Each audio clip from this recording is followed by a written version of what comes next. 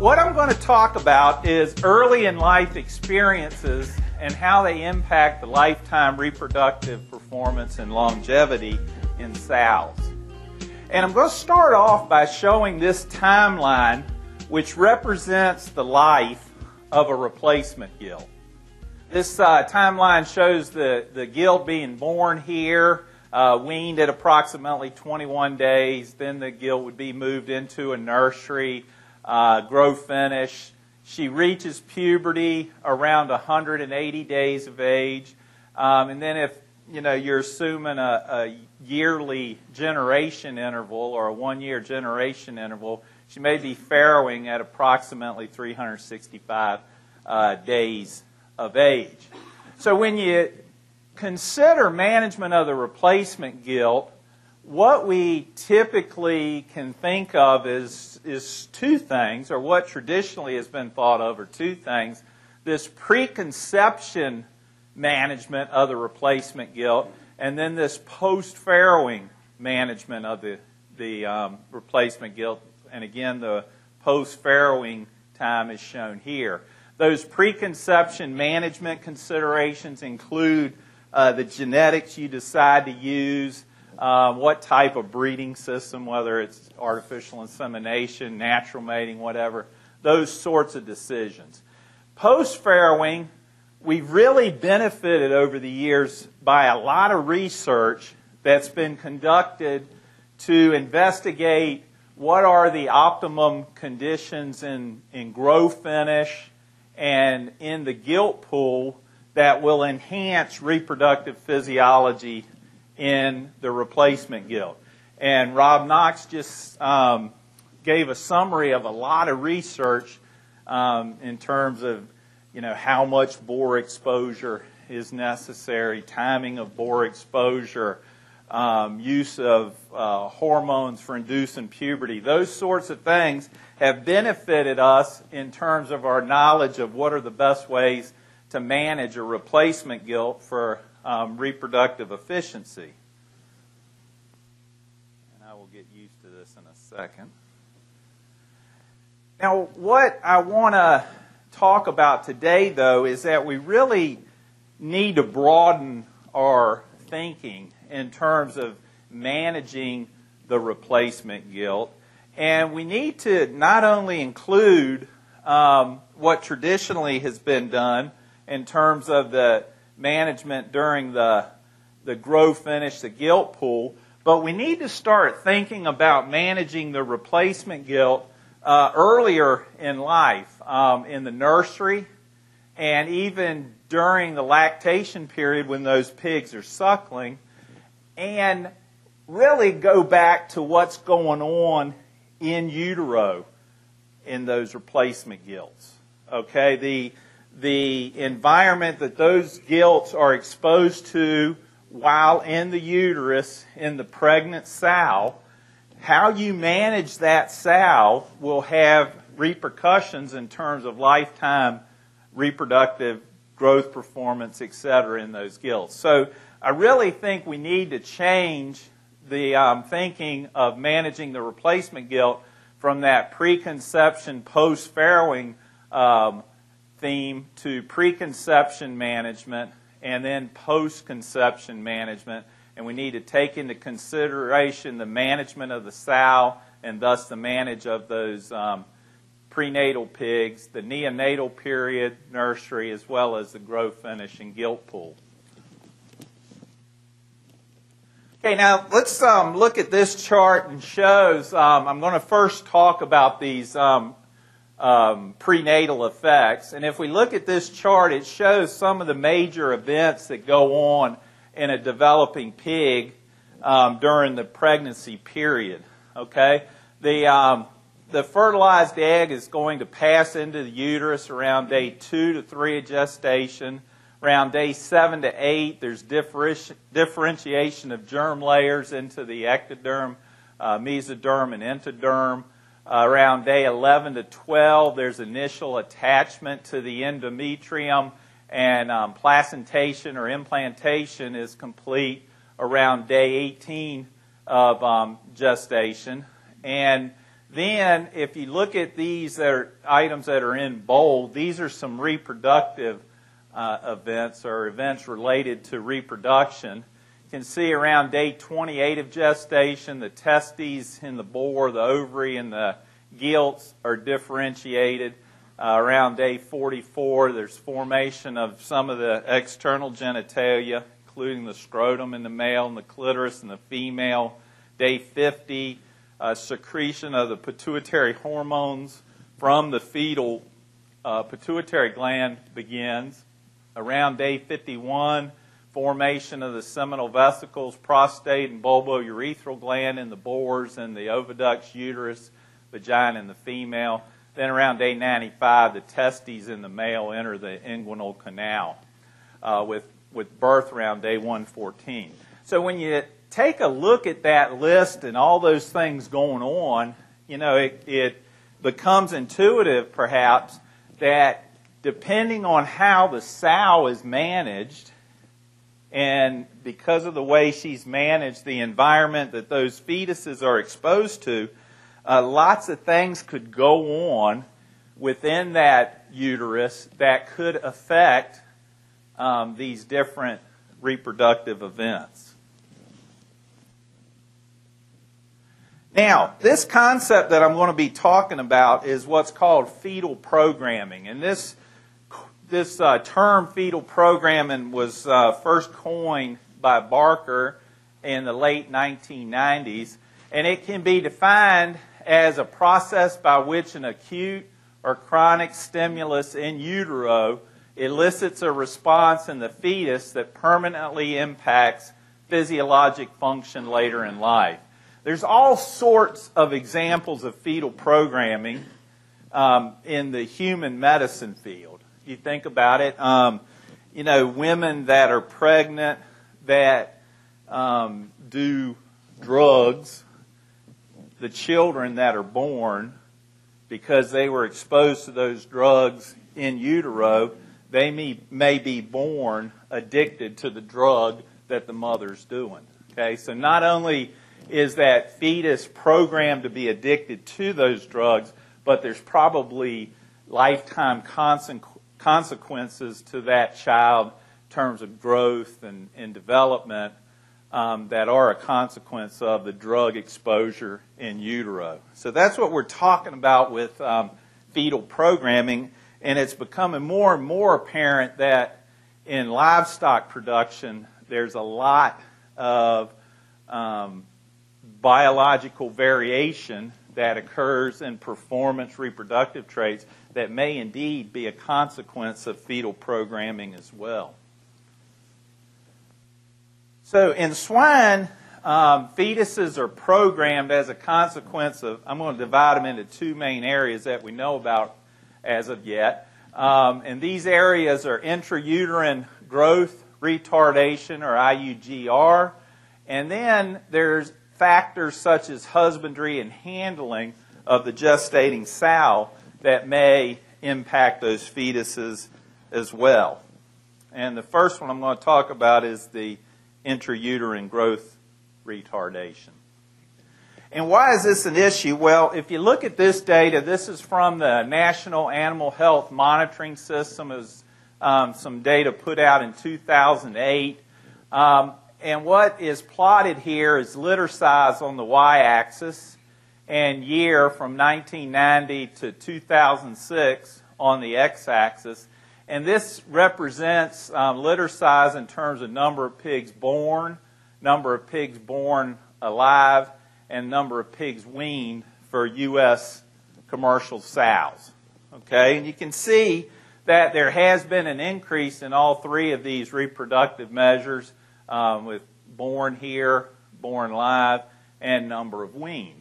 So there's been a lot of success in the swine industry in terms of developing a highly prolific sow that's capable of producing lots and lots of pigs. And it's obvious that this reproductive performance has been increased. There, however, has been an unintended consequence of this increase in prolificacy of the sows And that consequence is an increase in the number of small runt-type pigs that are born. Okay? And this is some data from our research facility there in southeastern Virginia, and it represents 111 litters that were farrowed over the course of about a year between 2009 and 10. Plotted on this is the pigs that were born with birth weights less than or equal to 1 kilogram. And on the x-axis is the litter size for the different farrowing events. And it's kind of intuitive, as what you'd expect, is that as you get increased litter size, you start to see an increase in the percentage of pigs born with this low birth weight phenotype. The numbers in the parentheses represent the number of litters for each of these litter sizes. So pretty obvious, as you increase litter size, pigs with the low birth weight phenotype increases, and that's shown here. And again, that's what's happened out there in the industry. Okay, this is some more graph from the Tidewater, or some more results from the Tidewater Research Center. This shows pigs weaned as a percentage of the live pigs born, and on the x-axis is birth weight, and I've got them divided into two groups. The birth weight's less than or equal to 1 kilogram or greater than 1 kilogram. And there's a significant effect here with about 92% of the pigs weighing over 1 kilogram surviving to weaning, as opposed to only 54.4% of those pigs weighing less than 1 kilogram surviving to weaning. And this was for a group of 50 sows that had at least 5 light birth weight and 1 or more heavy birth weight pigs. Now this data shows some of the growth characteristics of these low birth weight pigs, and that's really what has been focused on the most up to this point. And this is some data from North Carolina State University, Fix and Todd C. It was published in 2009 in the National Hog Farmer. And what is plotted here, and this was for lots and lots of pigs being raised in commercial systems, it shows the percentage deviation from average on the y-axis and birth weight in pounds on the x-axis. And it clearly shows the consequences of these low birth weight individual in terms of how they grow and ultimately the quality of their carcass. You can see that the probability of a pig being full value is increased with increasing birth weight. Probability of surviving to the weaning period is increased with increasing birth weight.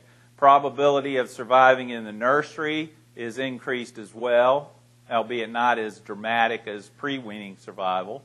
Probability of acceptable quality of the pig at slaughter is increased as well. So again, a lot of work's been done to show that there are some consequences in terms of growth performance, carcass quality in these low birth weight pigs. Not as much has been done on reproduction, and that's what I want to start talking about now. And this is a study from De Silva, Butkus, and co-workers. It's published in 2003. Relatively small study in that it included 28 pigs, but these pigs were either classified as normal body weights, there was 14 of them, or they were classified as runts, 14 runts, and there was a difference in body weight at birth of 1.55 kilograms versus 0.72 kilograms.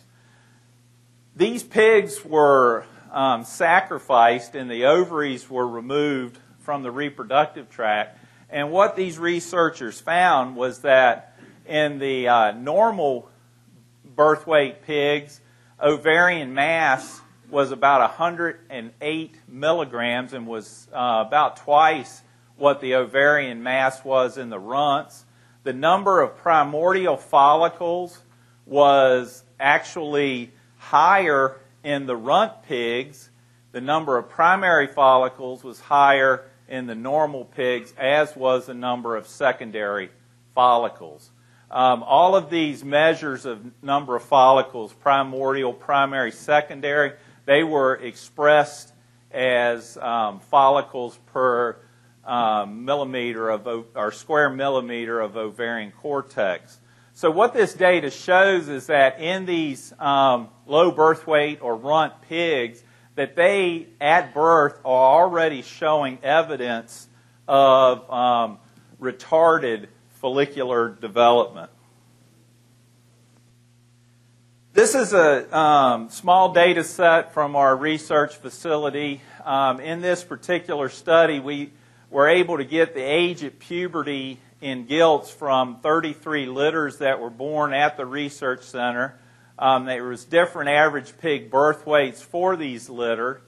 And for each of these 33 litters that are represented by these black diamonds, we actually got age at puberty for 2 to 7 gilts. So these black marks represent mean age at puberty for 2 to 7 gilts from 33 litters.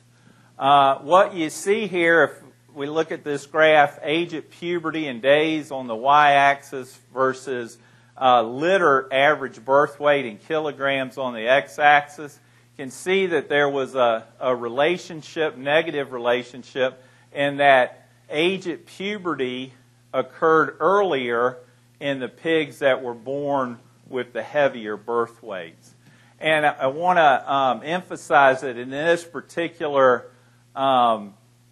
presentation here, we're looking at litter average birth weight, and Jenny will be giving a talk after this one where she is looking at the effects of the low birth weight phenotype in swine, but on a litter basis, whereas what I'm showing you for the most part in my presentation are the effects at the pig, or on the particular pig or individual pig. She'll be looking at the litter averages.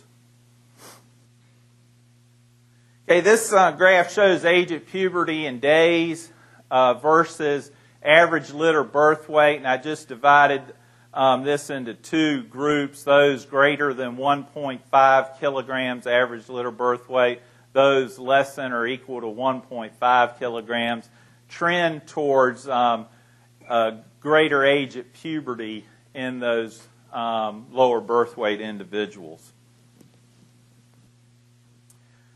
Okay, what I'd like to talk about now is this other area where there's some concern that we may be getting fetal programming that's negatively impacting the growth and reproductive performance of gilts later on in life. And I'll be looking at these factors such as husbandry and handling of the gestating sow.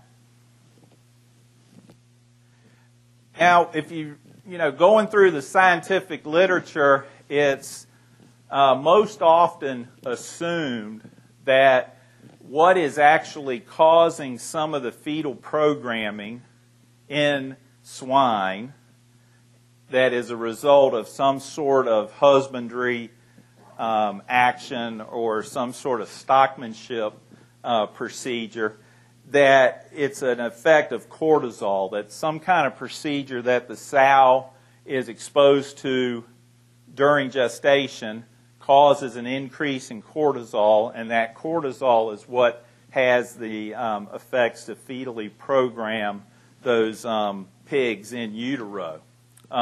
It's a review of the hypothalamic, pituitary, adrenal axis in swine as other mammals. And what happens is there's some sort of stressor that is perceived by the brain of the pig that causes a release of corticotropin releasing factor from the hypothalamus, stimulates the anterior pituitary gland to release another hormone, adrenocorticotropin, ACTH.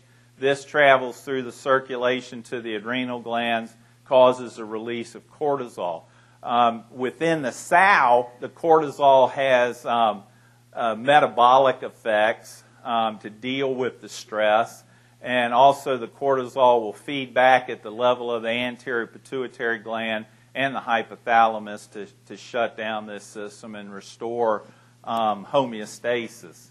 Okay, what's not shown on this, though, is in that pregnant sow, some of this cortisol may actually have effects on either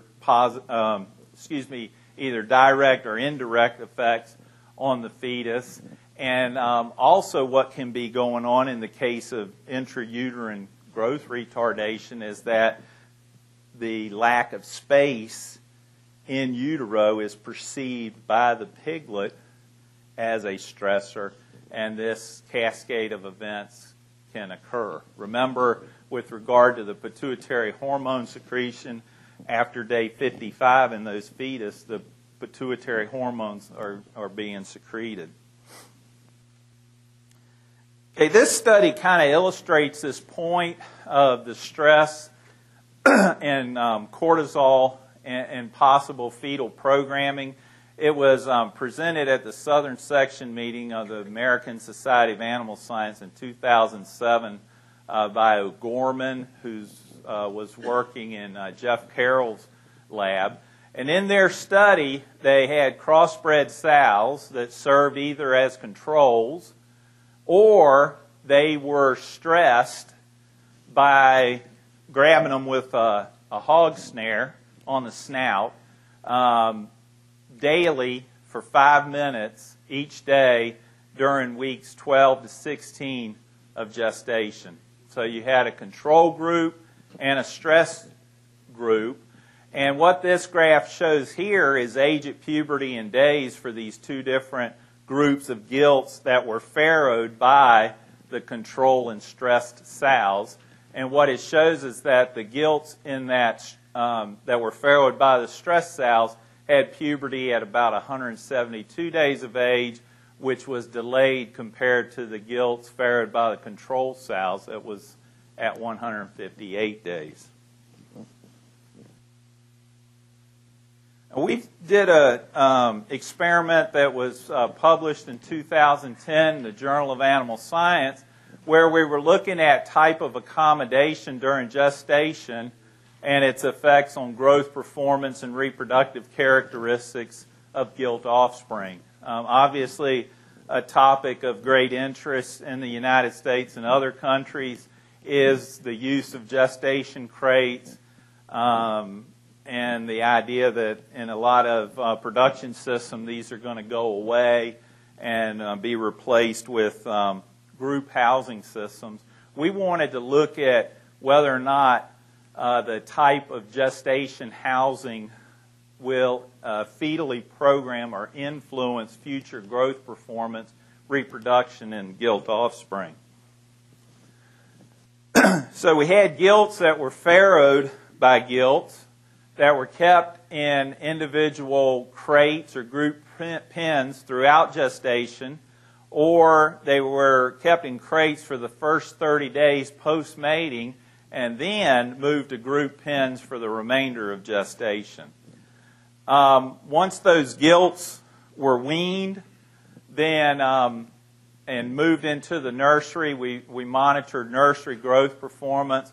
We saw no effect of the dam's gestation accommodation on nursery average daily gain, average daily feed intake, or feed conversion efficiency expressed as gain to feed.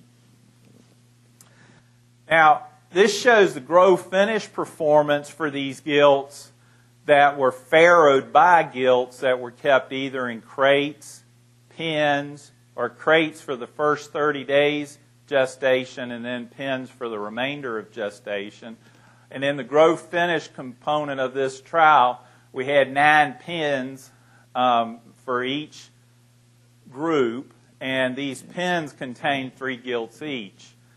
We looked at daily gain, daily feed intake, feed to gain. Also looked at last rib back fat measurement that we measured ultrasonically.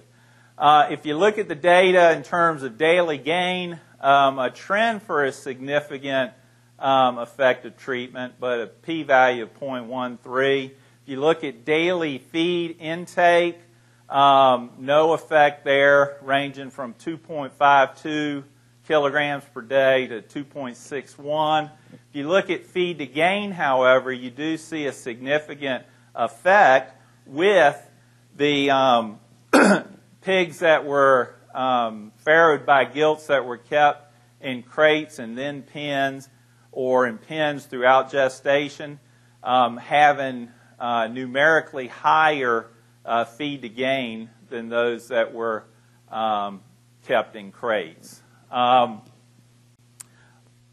This was significant for the comparison between the crates and pens versus the crates.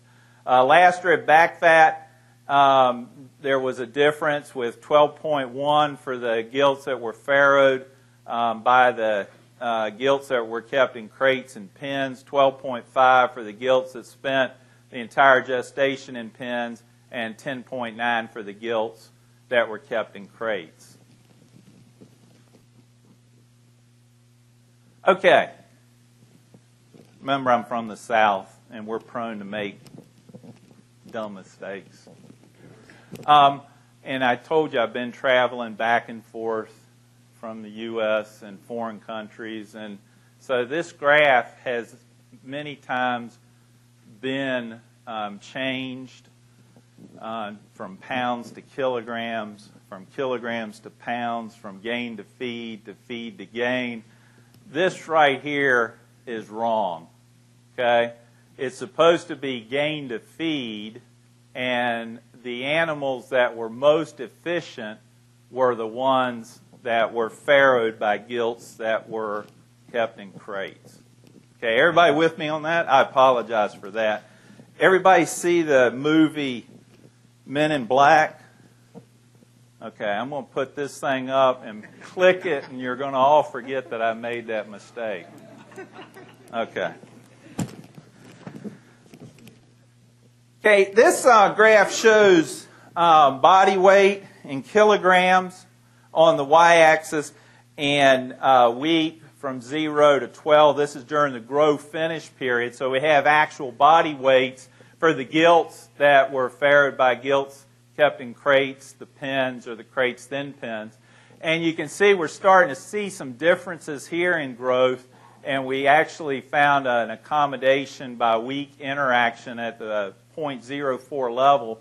And the gilts that were farrowed by gilts kept in crates, they were heavier out here at the end of the grow-finish period, weeks 10 and 12.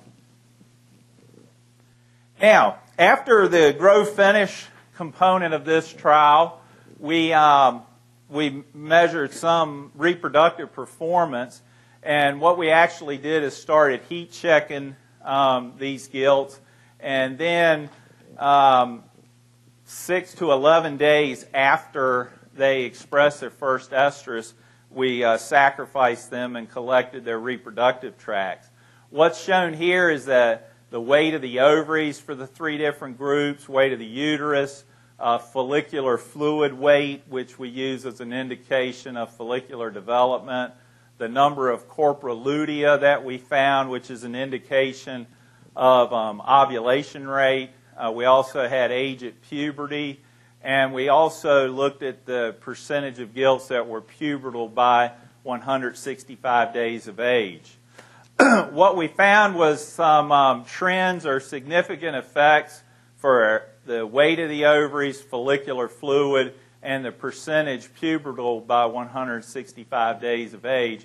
And in each of these cases, the gilts that were farrowed by females that gestated in pens, the reproductive performance could be considered enhanced. About 48% of those gilts reached puberty by 165 days of age, compared to only 13% for those gilts from the crate group.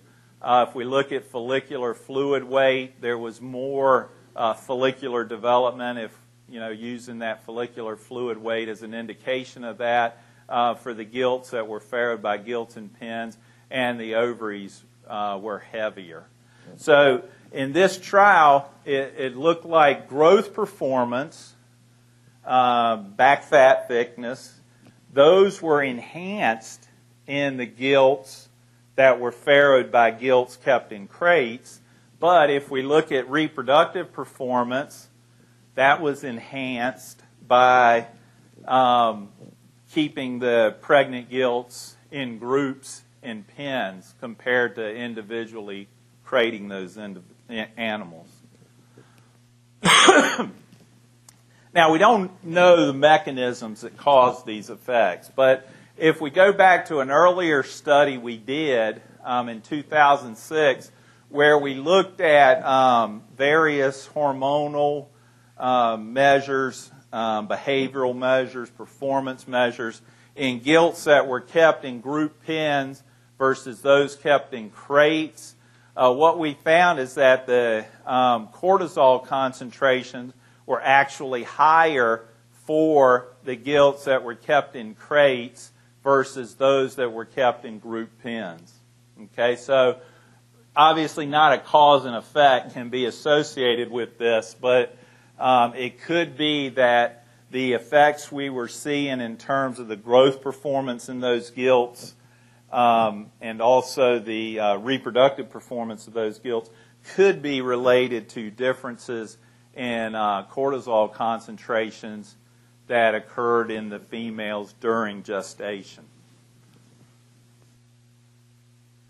So that's kind of the where I want to, or what I want to talk to you about in terms of the management of the sow during gestation. Now I want to talk a little bit of management of the suckling pig and future reproduction. And this work, I believe, is going to be summarized by the author, Billy Flowers, during this meeting later on in the week, but I'll go ahead and give a little bit of an introduction to it. This is a study Billy did in a commercial system down in North Carolina where they looked at the effect of modifying the litter size to be either less than or equal to 7 pigs nursing or greater than or equal to 10 pigs nursing. Okay, so he had 2 groups of gilts that were exposed to these different litter sizes during this suckling period. And what he then did was look at reproduction out through 3 parities. And this particular graph shows farrowing rate for the 2 different groups, and there was a trend towards a higher farrowing rate in the gilts that came from those smaller litters. This is the litter size, pigs born live. And what Billy found here was a litter size by age at boar exposure interaction. He again had these groups of gilts that were raised in either small litters, 7 or less, or large litters, 10 or more. And within those 2 groups, he then began boar exposure at either 140 days of age or 170 days of age. And again, he did find a litter size by age interaction.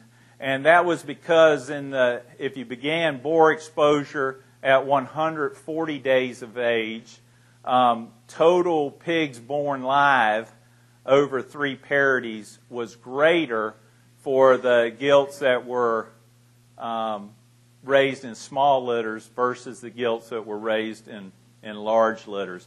And you can see the same sort of numerical differences over here in the gilts that boar exposure started at 170 days of age, but these differences were not statistically significant. this is a graph showing the percentage of sows that were retained after 3 parities for females that were raised in either the small litters or the large litters. And you can see that there was a significant increase in the percentage of sows retained if they were actually gilts that had been raised in small litters. Okay, the last thing I want to talk about is some work that's actually we're now conducting in our lab there in Virginia, and that's looking at the management of the nursery pig in future reproduction and longevity. Okay, and what we're really focusing on is the effects of floor space allowance and crowding in the nursery, and does that affect the future reproductive performance and longevity of sows. And if you look at some work, and this data set was actually shown by Rob earlier this morning, a study by Young and co-workers, and this is effective space allowance during rearing, and this is from 38 to 128 kilograms body weight on performance of PIC gilts over 3 parities. The gilts were allowed either 0.77 square meters or 1.13 meters, square meters of floor space. Large number of pigs, 510 in this group, 747 in this group. They were able to get these different stocking densities by having either 15 or 22 gilts placed in the grow finish pens. What you see here is there was no effect on average daily gain, but if you look at age at puberty and days, there was a 2-day difference with the pigs that were allowed the restricted floor space being a little bit older at puberty than the pigs that were allowed the greater amount of floor space. If you look at total born alive, removed by the end of parity 3, percent-wise, no difference between the 2 treatment groups. So this is for grow finish performance and grow finish management. And what we're thinking and what we hypothesize is that stressors like restricted floor space may have a greater biological effect when they are placed on a pig earlier in life when they're perhaps more fragile. So we're essentially doing a study similar to this one. However, we're taking it back into the nursery phase of production. There's some preliminary evidence to support our hypothesis. This is some work by Chow and co-workers at University of Kentucky working in Merlin Lindeman's lab. This is average daily gain in nursery phase gilts that were kept in pens of 6 gilts each and allowed a half a square meter of floor space per gilt.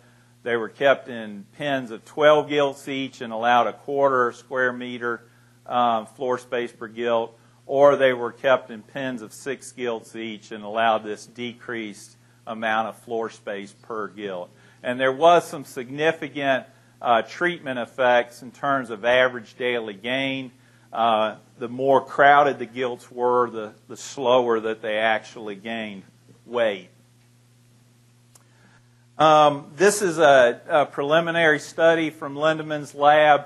Shows some reproductive performance data for parity 1 and parity 2 for gilts that were kept in either pens of 8 or they were essentially given half the floor space by putting 16 gilts in a similar size nursery pen. And these gilts were eventually raised, added to the breeding herd there at the University of Kentucky. And when you look at the number of pigs born alive in parity 1 and parity 2, you can see that those gilts that experience this stress of floor space restriction earlier in life, they had a fewer number of pigs born alive in both parity 1, parity 2. Now, what we are actually conducting, and it's going on as we speak, is a large study to look at the effect of nursery floor space allowance on reproduction in gilts and lifetime productivity. This work is being performed at production facilities owned and operated by Smithfield Premium Genetics, which is the genetics component of Smithfield Foods. It's a unit down in North Carolina where the study is being conducted. The nursery facility there has 40 pens, a room, and 7 rooms. This summer at weaning, gilts were and are being randomly placed in nursery pens that allow either 0.17, 0.25, or 0.33 square meters of floor space per pig, and that works out to either 8 pigs per pen, 11 pigs per pen, or 14 pigs per pen. That's how we got these 3 different stocking densities achieved. The gilts, I got ready to say we have been weighing the gilts, but I haven't, I'll be honest. There's a grad student doing a really good job down there living in North Carolina. He's doing all the work, and I'm getting to come to Minnesota and talk to y'all. The gilts weighed at the beginning and end of the 5-week nursery phase of production, and average daily gains determined. The graduate student's name is Stuart Callahan. He also collected blood samples from a subset of these gilts to determine blood chemistry profiles, immunology measures, and complete blood count. And we're also looking at serum cortisol levels. He collected these blood samples when the pigs were moved into the nursery, as well as when they were taken out of the nursery.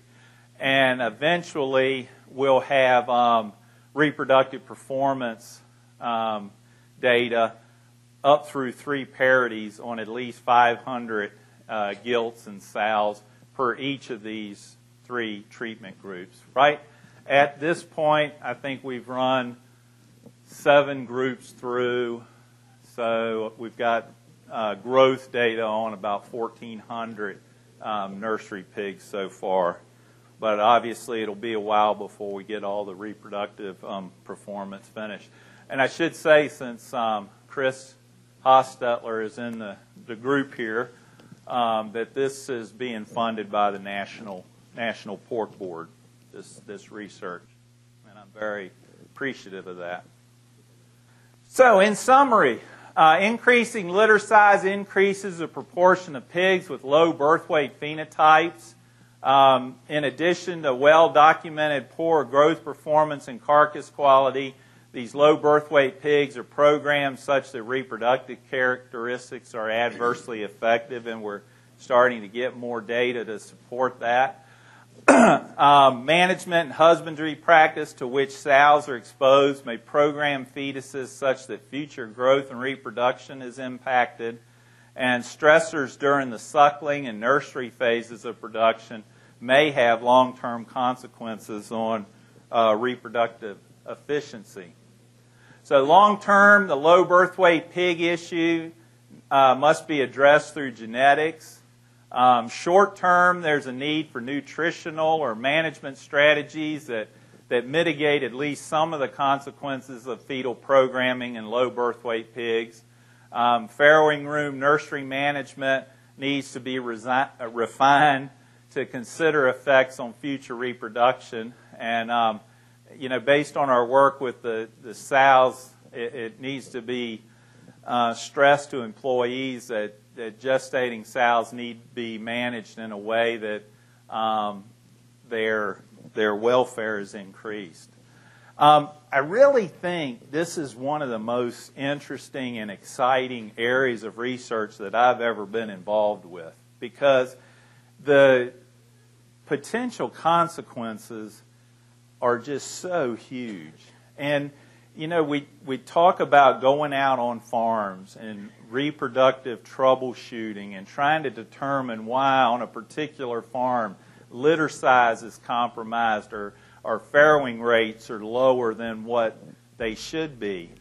And you can go and look at, you know, some of the standard things, or the gilts being fed, or the sows being fed the appropriate ration. Does the ration possibly have mycotoxins in it? Are they crowded? You can look at those things, but what we're seeing is that there's unseen effects that might have occurred when that sow was in utero. Something may have occurred that's actually compromising her reproduction now. And it's going to take a lot of work and research to be able to figure out what are some things that go on during gestation that can fetally program the female so that you know, her reproduction is influenced later on in life. It's a pretty interesting and exciting area.